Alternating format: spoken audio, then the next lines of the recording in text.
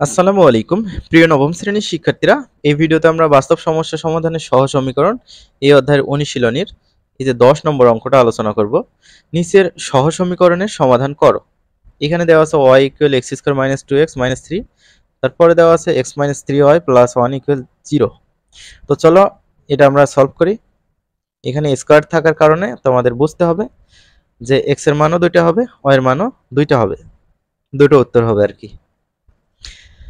ঘাত যতটা থাকে তার মূলও ততটাই হয়। তাহলে আমরা এটা 1 নম্বর সমীকরণ দিলাম, এটা 2 নম্বর সমীকরণ দিলাম। 1 নং হতে y এর মান 2 নং বসিয়ে পাই। তাহলে y এর মান তো এইটা, তাই না? এই তো এটা 2 নম্বর সমীকরণের এই জায়গায় বসাবো। 2 নম্বর সমীকরণটা x মাইনাস 3y ছিল, তো y এর জায়গায় আমরা y এর মানটা x square minus 2x minus 3 বসিয়েছি প্লাস 1 ইকুয়াল 0। এবার আমরা এই যে গুণের কাজটা করব। এক্স যা আছে তাই নেমে গেছে, তারপর মাইনাস যা আছে তাই নেমে গেছে। 3 সাথে এক্স স্কয়ার গুণ করলে 3x স্কয়ার, এই যে তারপর এই যে মাইনাস আর মাইনাস গুণ করলে প্লাস হবে। 3 সাথে 2x গুণ করলে 6x হবে। আবার এই মাইনাস আর মাইনাস গুণ করলে প্লাস হবে। 3 এর সাথে 3 গুণ করলে 3 3 9, এই যে প্লাস 1 আছে 0। মাইনাস 3x স্কয়ার এটা আমরা রেখেছি, রাখার পর এই যে 6টা x এর সাথে একটা x যোগ করা হয়েছে, 7টা x হচ্ছে, তারপর 9 এর সাথে 1 যোগ করো 10 হয়েছে সমান 0।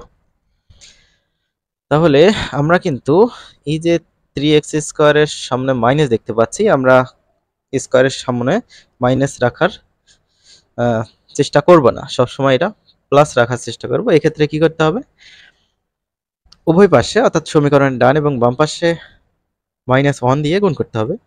তো এখানে -1 দিয়ে গুণ করলে কি হবে, মাইনাস মাইনাসে প্লাস 3x স্কয়ার হবে।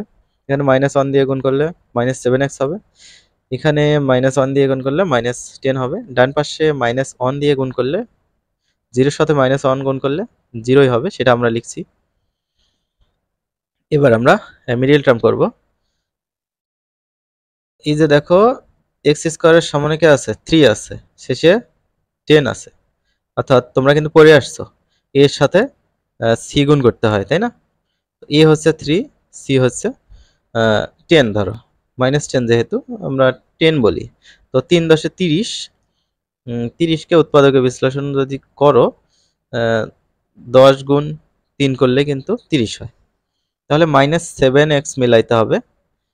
তাহলে -10x প্লাস 3x যদি করি তাহলে কিন্তু -7x হয়। তাহলে -7x এর বদলে আমরা এটা লিখব। তাহলে এটা যা আছে তাই, -7x এর বদলে এটা লিখছি -10 ইকুয়াল 0। এবার আমরা কমন নেওয়ার কাজ করব।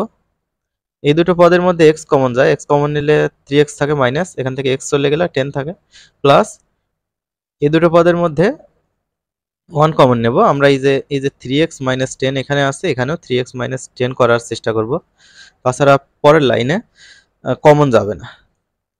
তাহলে 1 কমন নিলে এখানে যা আছে তাই হবে সমান 0।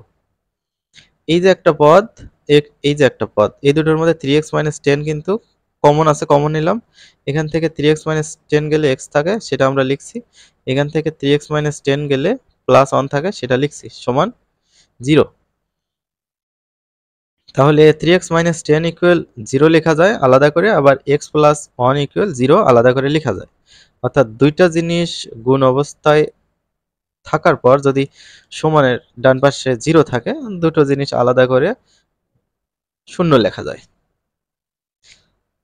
এবার দেখো 3x, এই যে 3x আছে, -10 এটা ডান পাশে দিলে +10 হবে। x এর মান বের করব, 3 গুণ অবস্থা আছে, ডান পাশে গেলে ভাগ হবে, তাহলে 10/3। এখান থেকে আমরা x এর মান বের করব, +1 আছে, ডান পাশে গেলে এটা -1 হবে। x এর দুটো মান পেলাম, x এর দুটো মান পেয়েছি, y এরও দুটো মান পাবো। তাহলে প্রথমে x এর মান হচ্ছে এই যে -1, সেটা আমরা 1 নম্বর সমীকরণে বসাবো। 1 নম্বর সমীকরণটা এমন ছিল, y equal x square -2x -3, তাহলে -1 তার উপরে স্কোয়ার দেওয়া হয়েছে, এটা হচ্ছে x এর মান, তারপর -2 ইন্টু x, x এর মান এখানে বসানো হয়েছে -3, -1 এর উপর স্কোয়ার মানে হচ্ছে 1, এই মাইনাস আর এই মাইনাস গুণ করলে প্লাস, 2 × 2 -3, তাহলে 2 আর 1 যোগ করলে 3, 3 বিয়োগ 3 হচ্ছে 0। দেখো x এর মান হচ্ছে -1 বসিয়ে y এর মান কত পেলাম? 0। তাহলে এটা একটা উত্তর হবে, দেখতে পাচ্ছ আমরা এখানে লিখেছি। তারপর x এর মান কিন্তু আর একটা পেয়েছি 10/3। তো এই যে দেখো y ইকুয়াল 10/3, তার উপরে স্কোয়ার -2 ইন্টু 10/3 -3, জাস্ট এই সমীকরণে x এর জায়গাগুলোতে 10/3 বসিয়ে নিলাম। 10/3 হোল স্কোয়ার, 10 এর উপর স্কোয়ার মানে 100, 3 এর উপর স্কোয়ার মানে হচ্ছে 9, অর্থাৎ এই যে এই স্কোয়ারটা একবার 10 এর উপরও হবে, একবার 3 এর উপরও হবে। তারপর মাইনাস 2 এর সাথে 10 গুণ, 10 দুগুণে 20, নিচে 3 আছে, তারপর -3।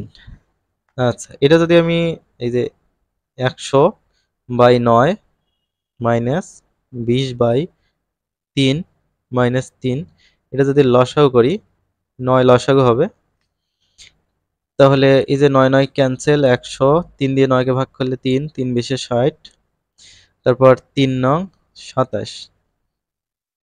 তাহলে ক্যালকুলেশনটা করা যাক, 100 বিয়োগ 60 বিয়োগ 27, 13 হয়, তাহলে উপরে 13, নিচে হচ্ছে 9, এইটা। তাহলে 10/3 বসিয়ে 13/9 পেলাম। তাহলে এই হচ্ছে সমাধান। আশা করছি বুঝে গিয়েছো। আমরা পরবর্তী ভিডিওতে এই যে 11 নম্বরের বাকি অঙ্কটা সলভ করব। এর মধ্যে 3টা অঙ্ক করতে হবে আমাদের।